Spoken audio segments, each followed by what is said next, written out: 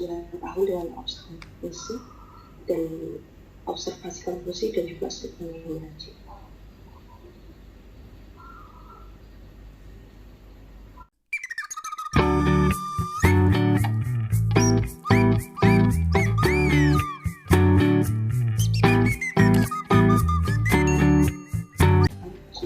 Dengan observasi dan observasi konklusi dan juga studi mengaji.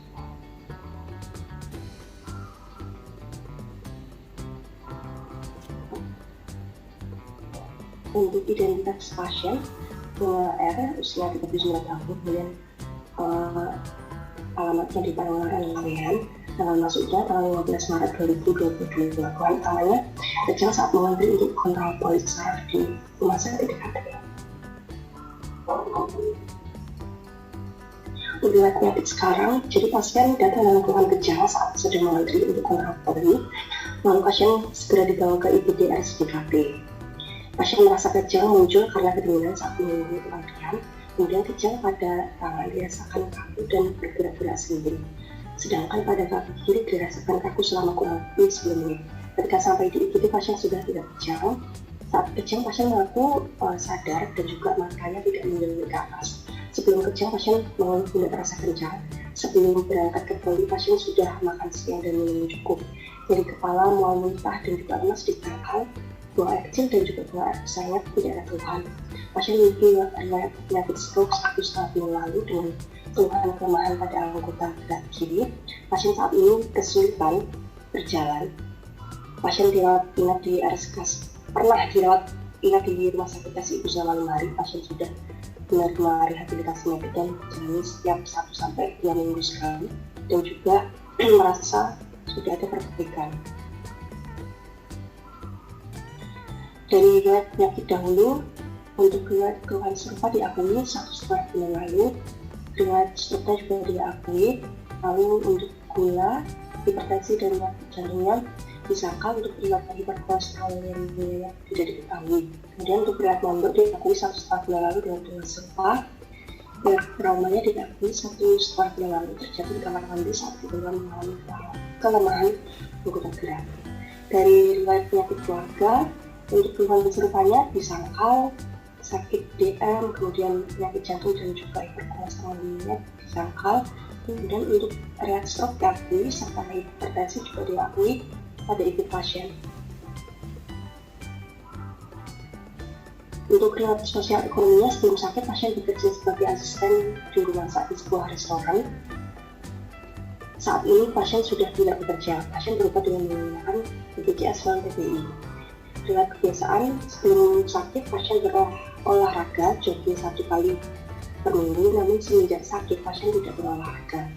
Riwayat merokok, suka memakan makanan asin atau tinggi kolesterol disangkal.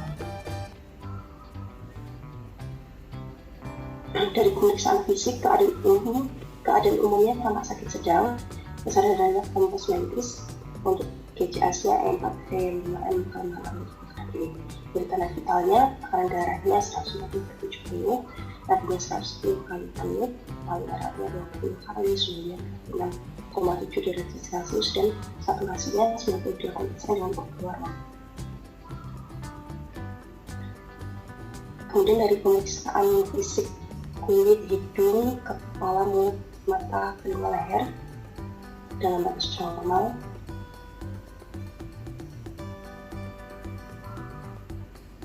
Pemeriksaan toraks baik pulmo maupun jantung juga normal, lalu dari abdomen juga dalam batas normal. Untuk ekstremitasnya jantung dari BP tidak ada akal dingin maupun odem.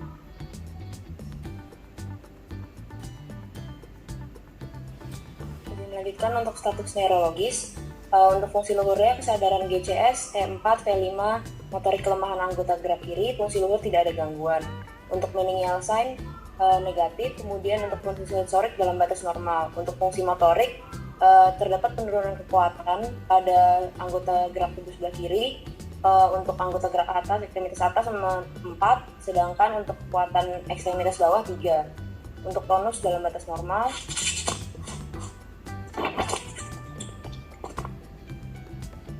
Next. Untuk pemeriksaan nervi cranialis, untuk nervus 1 tidak dievaluasi, untuk kemudian nervus 2 tajam penglihatan dan lapang pandang dalam batas normal. Untuk nervus 3, 4, dan 6 dalam batas normal, kemudian nervus 5 juga dalam batas normal. Next.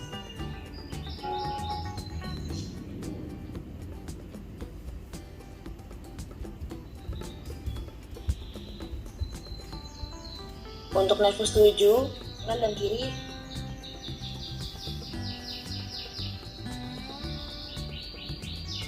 kemudian untuk nervus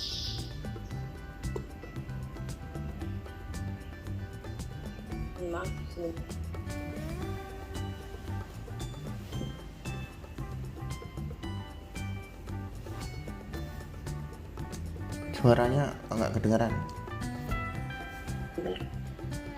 ngapunten dokter sebentar, ini agak error tempat saya.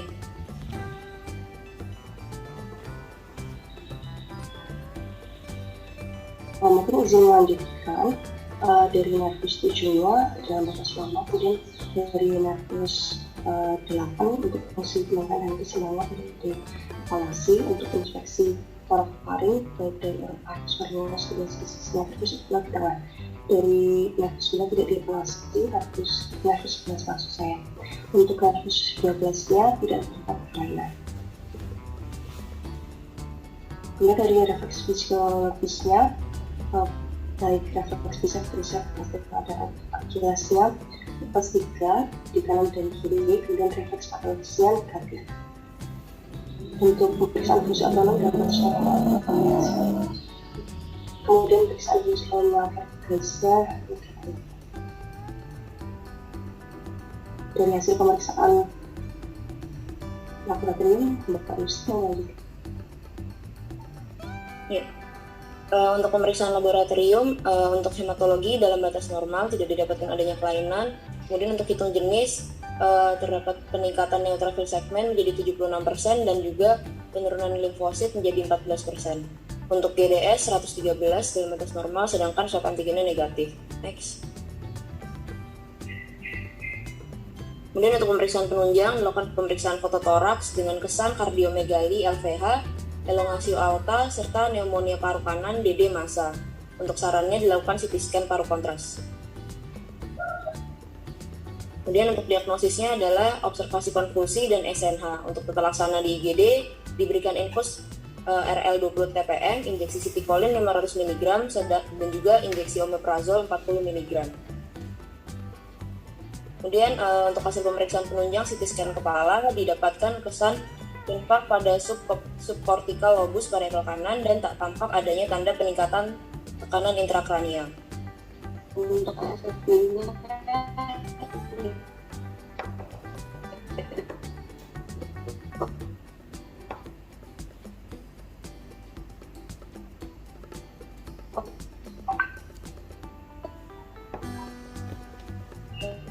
Suaranya hilang.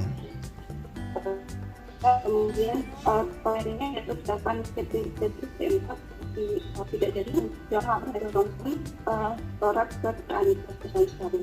Untuk pemeriksaan terdapat kesimpulan terdapat kardiomegali, pneumonia bilateral, episode pleural kanan, elevasi jenis diafragma kanan. Apabila dibandingkan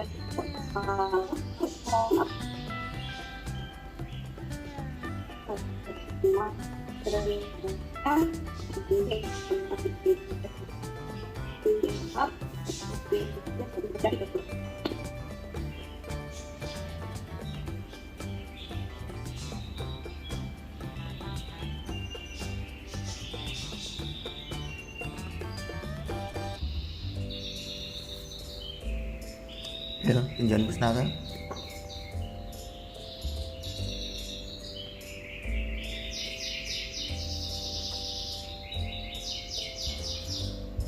Suaranya nggak kedengeran, Dek.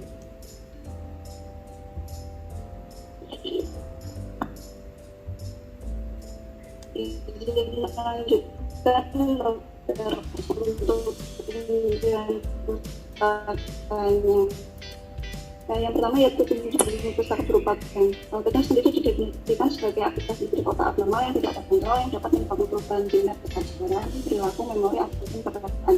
Apabila terdapat gangguan aktivitas fisik ini, terbatas pada area otak tertentu, maka dapat menimbulkan terjadinya bersifat parsial. Tetapi jika terjadi pada seluruh area otak, maka dapat menimbulkan terjadinya bersifat umum. Selanjutnya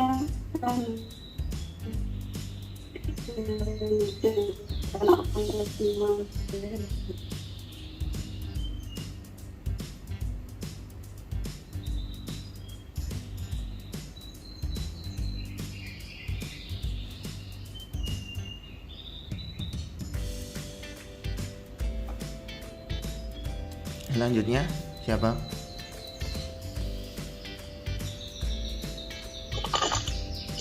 Terkait etiologi, kejang terprovokasi juga sebagai kejang akut simptomatik. Kejang tak terprovokasi adalah kejang yang terjadi tanpa adanya penyebab provokatif atau lebih dari 7 hari setelah cedera akut, stroke atau kebakaran otak. Dan kejang berulang yang tidak diprovokasi disebut epilepsi.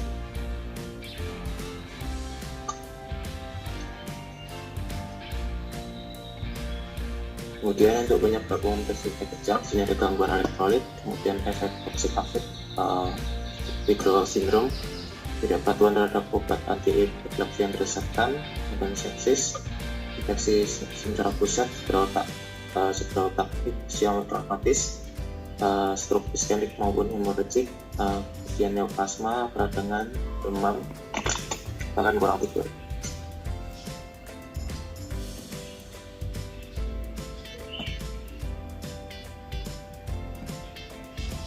Izin melanjutkan, kemudian ini untuk klasifikasi kejang dari nilai 2017, ini untuk basic versionnya. Next. Kemudian ini untuk expanded versionnya. Next.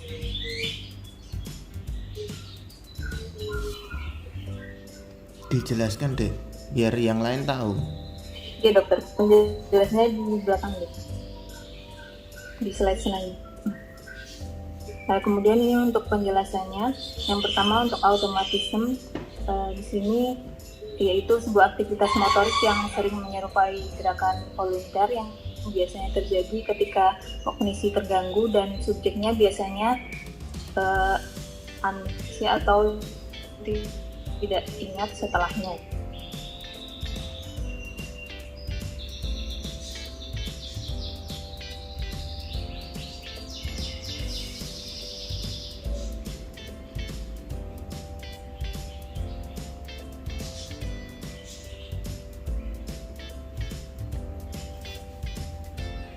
Suaranya mana? Kok hilang?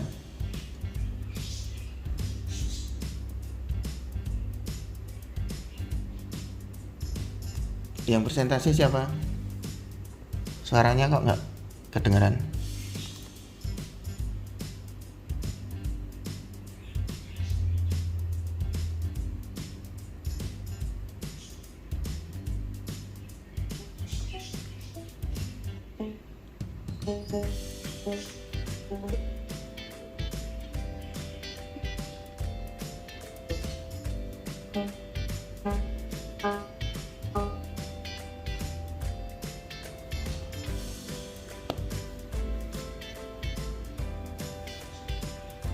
Yang presentasi siapa ya?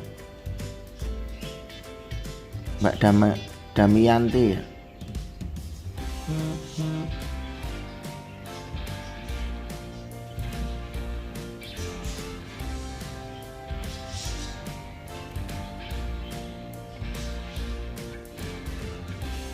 Halo, yang presentasi siapa dek? Ada suaranya.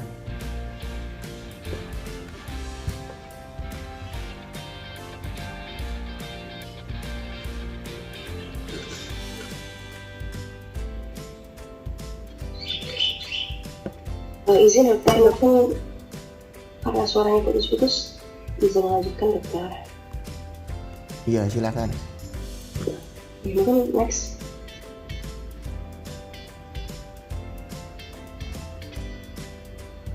Ini dijelaskan deh.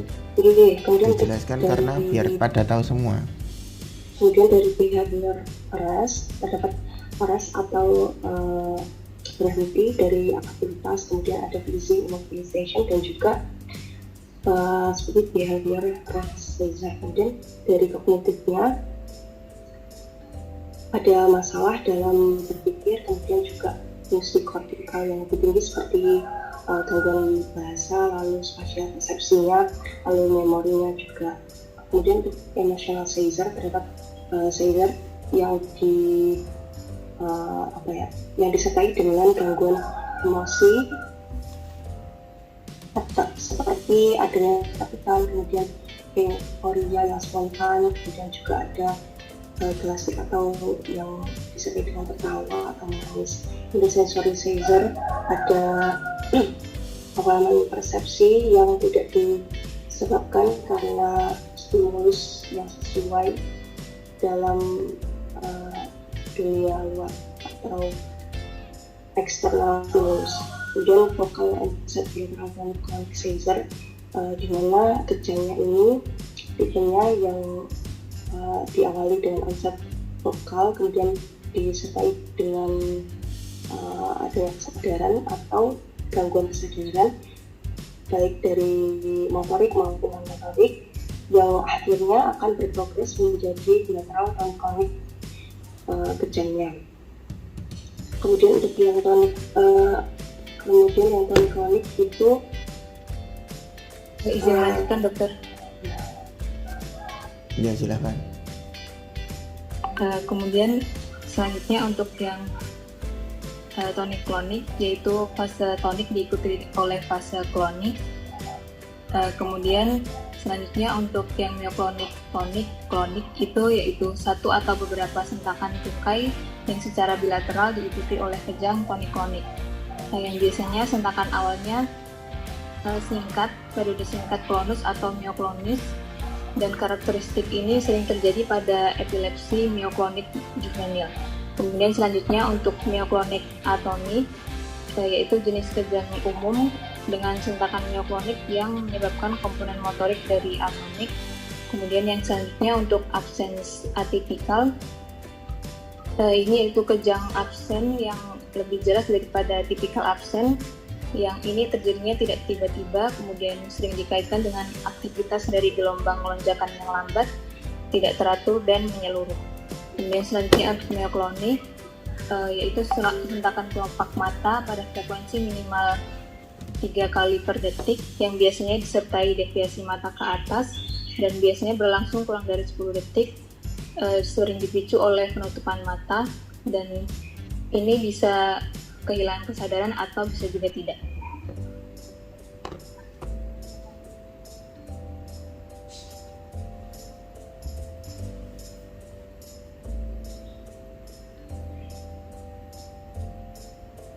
Kemudian untuk pemeriksaan penunjang yang bisa dilakukan jika ada kejang secara laboratorium terkait pemeriksaan darah hematologi lengkap, ureum kreatinin, kemudian SGLT, SGPT, profil lipid, kadar gula darah, hemostasis, darah asam urat, lambal fungsi, kemudian terkait elektrolit, kemudian pengecekan EKG dan kadar obat anti epilepsi dalam darah. Untuk pemeriksaan radiologi terutama pemeriksaan otak itu menggunakan MRI otak. Kemudian terkait terapi farmakologikal,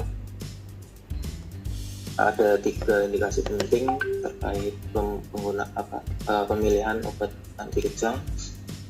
Yang pertama adalah toleransi serta efek samping terhadap obat anti kejang. Kemudian terkontrol atau tidaknya kejang.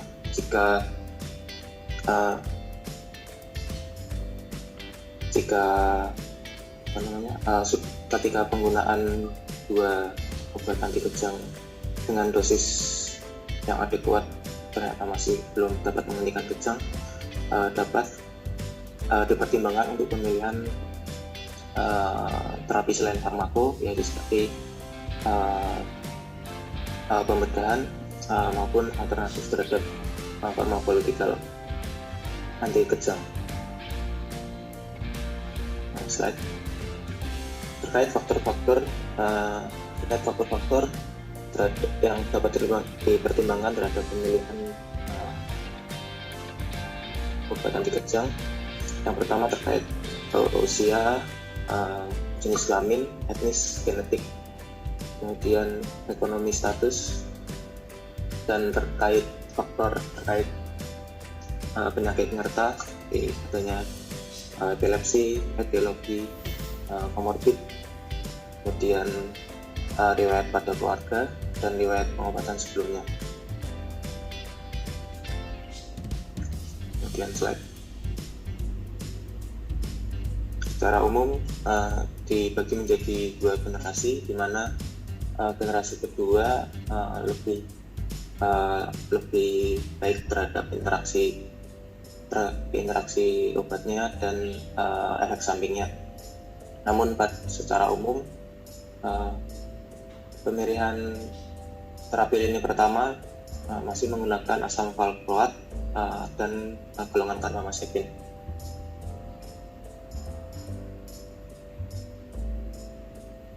Slide. Beberapa kesediaan atau obat-obat yang first line sering digunakan dan yang terdapat di Indonesia ada karbamazepin, phenytoin, kemudian slide ada asam valproat, lamotrigine, kemudian levetiracetam dan oxcarbamazepin serta topiramate.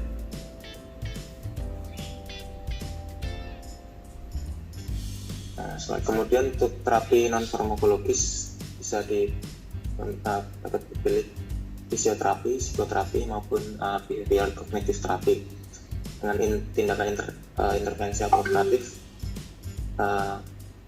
Dilakukan hipokampektomi, amigdala hipokampektomi, temporalopektomi, dan lesionektomi sesuai indikasi. Kemudian ini adalah perorangan berdasarkan tingkat pelayanan kesehatan, di mana pada tingkat fasilitas pelayanan kesehatan primer itu dilakukan diagnostik awal.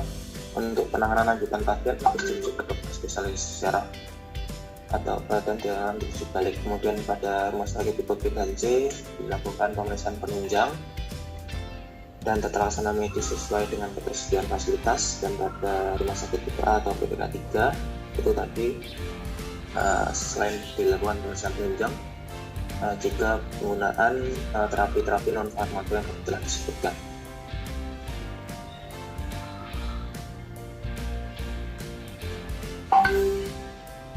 Melanjutkan dokter untuk tindakan pustaka stroke non-hemoragik. Dari definisinya sendiri, untuk stroke atau cerebrovascular accident itu adalah menurunnya perfusi atau vaskularitas cerebral yang bersifat akut. Dimana ini nanti ada beberapa jenis dan 85% stroke itu adalah yang stroke ischemic seperti pada pasien ini. Untuk etiologi dari stroke itu ada banyak, tetapi untuk yang paling sering itu adalah hipertensi. Untuk epidemiologi dari insidensi dan mortalitas stroke itu semakin menurun setiap tahunnya karena penanganan yang semakin baik dan cepat. Namun setidaknya 5 juta orang telah meninggal karena stroke dunia dan jutaan lainnya mengalami disabilitas karena stroke ini. Untuk etiologinya, jadi stroke ischemic itu dapat dibagi menjadi 3, yaitu emboli, trombotik, dan juga lakunar. Dimana emboli ini lebih sering karena emboli akibat atrial fibrilasi. Kemudian untuk trombotik itu proses aterosklerosis, dan untuk lakunar itu adalah proses aterosklerosis di pembuluh-pembuluh yang kecil. Kemudian untuk faktor resiko ada hipertensi, kemudian diabetes, merokok, obesitas, dan juga penyalahgunaan obat. Untuk stroke trombotik sendiri itu sering terjadi pada pasien yang obesitas dengan peningkatan LDL sehingga menyebabkan formasi plak di vaskularisasi intracerebral. Sedangkan untuk stroke lakunar itu biasanya oklusi pada pembuluh darah yang kecil, yaitu di ACM, arteri basilaris, ventriculostriata karena mikroemboli, nekrosis fibrinoid angiopati amiloid dan juga hyalin atherosclerosis. Kemudian untuk patogenesis dari stroke ischemic sendiri, karena tadi ada oklusi ataupun ada proses atherosclerosis, itu akibatnya menyebabkan penurunan dari cerebral blood flow sehingga menyebabkan penurunan oksigen dan juga glukosa pada lokasi infark, sehingga meningkatkan metabolisme anaerobik, sehingga ini pada akhirnya menyebabkan inflamasi sekunder dan juga nekrosis. Kemudian adanya peningkatan dari metabolisme glukosa ini juga akibatnya dapat semakin meluas sehingga meningkatkan volume dari infark. Kemudian semua proses ini akibatnya menyebabkan defisit neurologi seperti kelemahan, kemudian disartria, kemudian penurunan pandangan, kemudian ada juga disfungsi dari otonom. Untuk anamnesis, yang paling penting itu adalah ditanyakan onset dari gejala pertama kali untuk ini menentukan pasien intervensi endovaskular atau RTPA. Untuk faktor risikonya tadi juga ditanyakan semua, dan untuk keluhan ini ada yang global dan juga vokal. Untuk global itu berupa gangguan kesadaran, dan juga untuk yang vokal itu seperti hemiparesis, kemudian penggerak bola mata, kemudian proses menelan, bicara, gangguan keseimbangan, gangguan penglihatan, dan juga gangguan pendengaran, somatik sensoris, dan juga neurobehavior. Kemudian untuk pemeriksaan fisik itu harus cepat dan simultan, di mana yang pasti untuk yang pertama kali adalah primary survey, yaitu nilai dari gangguan kesadaran, kemudian baru pemeriksaan neurologisnya berupa gangguan pada bahasa, dysarthria, kemudian motorik, defisit lapang pandang, abnormalitas gerak bola mata, paralisis wajah, dan juga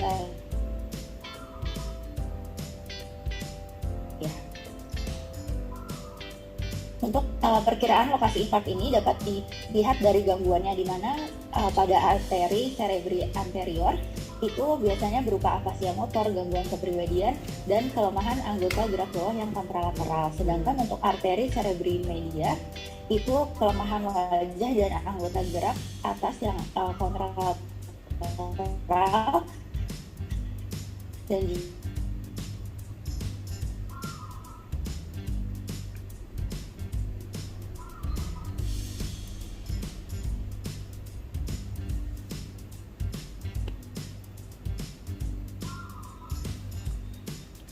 suaranya hilang deh.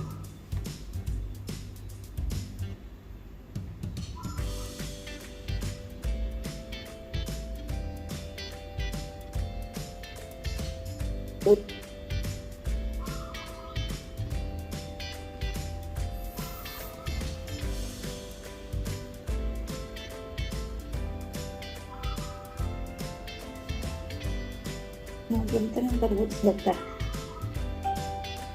Untuk gangguan dari pemeriksaan fisik itu dapat diinterpretasikan untuk di dari cerebri anterior itu biasanya afasia motor, gangguan kepribadian, kelemahan anggota gerak bawah kontralateral. Kemudian untuk arteri cerebri media itu berupa dokter untuk sinyal.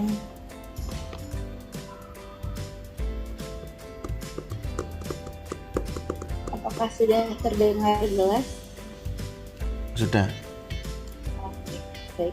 Kemudian untuk arteri cerebri posterior itu biasanya gangguan penglihatan, yaitu hemianopia homonim, sedangkan untuk cerebellum itu berupa gangguan koordinasi dan juga keseimbangan seperti ataxia, kemudian dysarthria, nausea, muntah, dan juga vertigo. Kemudian untuk scoring dari stroke non-hemoragik ini bisa menggunakan Gajah Mada Stroke Score, di mana ada 3 indikator, yaitu penurunan kesadaran, nyeri kepala, dan juga refleks Babinski. Di mana jika ada 3 positif atau 2 dari ketiganya ini positif, itu mengarahnya ke stroke yang hemoragik. Sedangkan jika tidak, itu jika terdapat penurunan kesadaran ataupun nyeri kepalanya yang positif, itu mengarah ke stroke perdarahan juga. Sedangkan jika hanya refleks Babinskinya yang positif, itu mengarahnya ke stroke iskemik atau stroke infarct. Sedangkan jika ketiganya ini negatif, itu mengarahnya juga ke stroke iskemik atau stroke infarct. Kemudian selain itu dapat digunakan juga skor Siriraj, di mana di sini ada scoring yang disertai dengan pengalinya. Jadi untuk kesadaran itu kalau misalnya 15 atau kelompok mentis itu skornya 0 dikalikan 2,5. Sedangkan kalau 9 sampai 14 itu dikalikan 1 dikali 2,5. Kemudian 3 sampai 8 itu 2 dikali 2,5.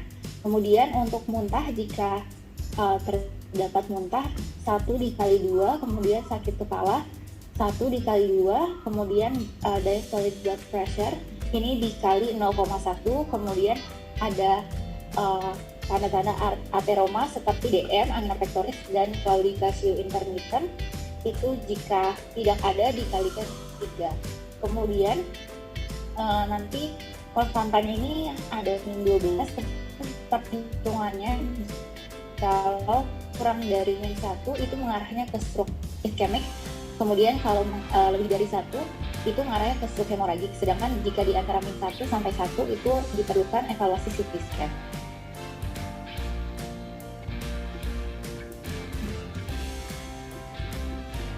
Izin melanjutkan untuk pemeriksaan penunjang.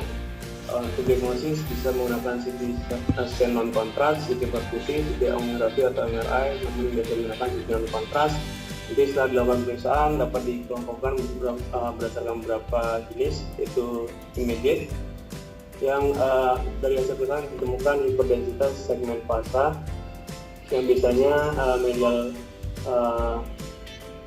arteri medial cerebri, kemudian yang early hiperakut yaitu onset 0-6 jam dengan temuan yaitu sulit membedakan antara gray dan white matter dan hipoatenuasi atau pengurangan intensitas, dengan ditemukan juga cortex hypodense. Kemudian yang late hiperakut itu dengan onset 6-24 jam, kemudian yang akut 24 jam sampai dengan 1 minggu dengan ditemukan hipoatenuasi dan edem semakin terlihat. Kemudian subakut 1-3 minggu ditemukan CT fogging, itu gambaran berkabut dengan atenuasi atau intensitas meningkat. Yang selanjutnya itu kronik lebih dari 3 minggu dengan ditemukan gliosis atau proliferasi sel-sel di gambaran proliferasi sel-sel di cerebrum, kemudian hipodens dan gambaran mineralisasi kortikal.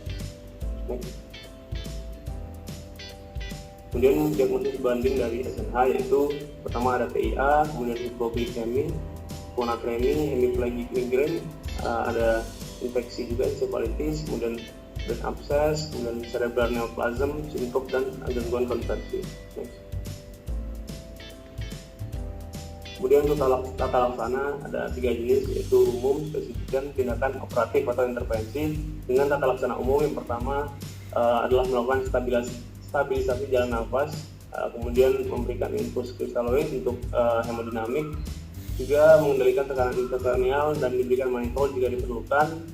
Kemudian juga memperhatikan kejang dan diberikan anti kejang jika diperlukan, kemudian analgetik dan antipiretik, gastroprotektor dan manajemen nutrisi, serta diberikan heparin untuk pencegahan DVT dan emboli paru. Kemudian untuk tata laksana spesifik yaitu bisa dilakukan trombolisis intravena berupa artefase dosis 0,6 sampai 0,9 mg per kilogram berat badan pada stroke iskemik dengan onset kurang dari 6 jam. Kemudian juga dapat dilakukan terapi endovaskular, kemudian dilakukan manajemen hipertensi dengan obat-obatan antihipertensi, manajemen gula darah, juga dapat dilakukan pencegahan stroke sekunder dengan memberikan antiplatelet dan antikoagulan, serta memberikan neuroprotektor berupa sitiqualin dan yang lainnya, dan pasien dirawat di unit stroke serta melakukan neurorehabilitasi. Kemudian untuk tindakan operatif dapat dilakukan carotid endarterectomy dan carotid artery stenting dan stenting pembuluh darah intrakranial. Nah, ini adalah manajemen awal dari kasus stroke. Yang pertama bisa dilakukan adjustment ABC seperti yang sudah disebutkan sebelumnya dan vital sign. Kemudian bisa diberikan oksigen jika saturasi kurang dari 94% dan melakukan tindakan akses intravena dan melakukan pemeriksaan laboratorium, pemeriksaan gula darah, kemudian juga dapat dilakukan pemeriksaan EKG dan pemeriksaan screening neurologi, serta bisa pada fase awal bisa dilakukan pemeriksaan CT scan tanpa kontras. Kemudian nanti juga kita melihat histori atau riwayat pasien, kemudian menentukan waktu atau onset dari mulainya gejala stroke, serta melakukan pemeriksaan neurologis. Kemudian nanti setelah CT scan-nya bisa diperiksa, dapat dikategorikan sebagai stroke non-hemorrhage atau hemorrhage. Next. Jika termasuk stroke hemorrhage, bisa dikonsultasikan ke neurologis atau neurosurgeon dan mulai pathway dari stroke hemorrhage. Kemudian untuk stroke non-hemorrhage, kemungkinan itu stroke iskemik, pertimbangkan untuk pemberian terapi fibrinolytik dengan juga mempertimbangkan kontraindikasi dari terapi fibrinolytik. Kemudian jika memang pasien merupakan kandidat dari fibrinolytik terapi, harus dipertimbangkan antara benefit dan risk dengan pasien sendiri dan keluarga pasien. Jika memang bisa diberikan, maka diberikan RTPA dan tidak diberikan antikoagulan atau antiplatelet selama 24 jam. Next.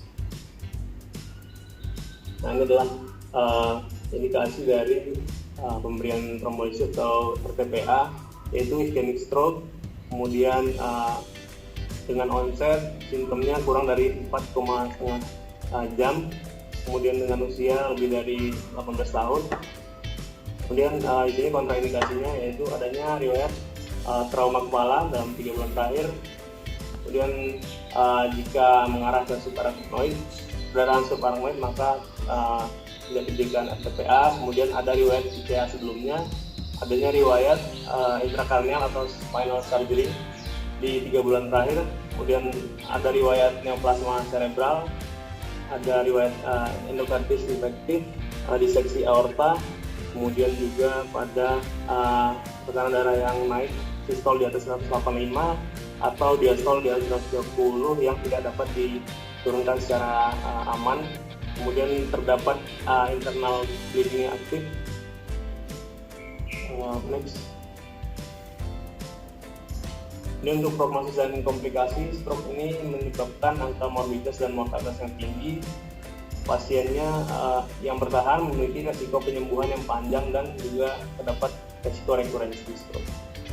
Kemudian sebagian besar pasien stroke tetap memiliki disabilitas atau defisit neurologi parsial yang dapat menurunkan produktivitas kerja. Komplikasi yang dapat terjadi, recurrent stroke, kemudian epilepsi, ISK, pneumonia, DVT, dan emboli paru, depresi, dan gangguan kecemasan. Next. Dan untuk edukasi, yang terpenting adalah pencegahan primer dan sekunder stroke dengan memperhatikan gaya hidup, yaitu menghindari dan menata laksana hipertensi, DM, dan penyalahgunaan obat. Juga mengamati gejala awal stroke, yaitu FAST atau FAST, face, kelemahan pada sisi wajah, kemudian arms, kelemahan anggota gerak atas, speech, gangguan bicara, dan time. Segera hubungi emergency call atau segera menuju ke unit gawat darurat terdekat. Baik dokter, semoga video ini bermanfaat dan dapat membantu teman-teman untuk jadi tetap sehat dan bahagia. Jangan lupa klik like and subscribe agar mendapatkan video-video terbaru dari saya berikutnya. Salam sehat bahagia. Matur nuwun.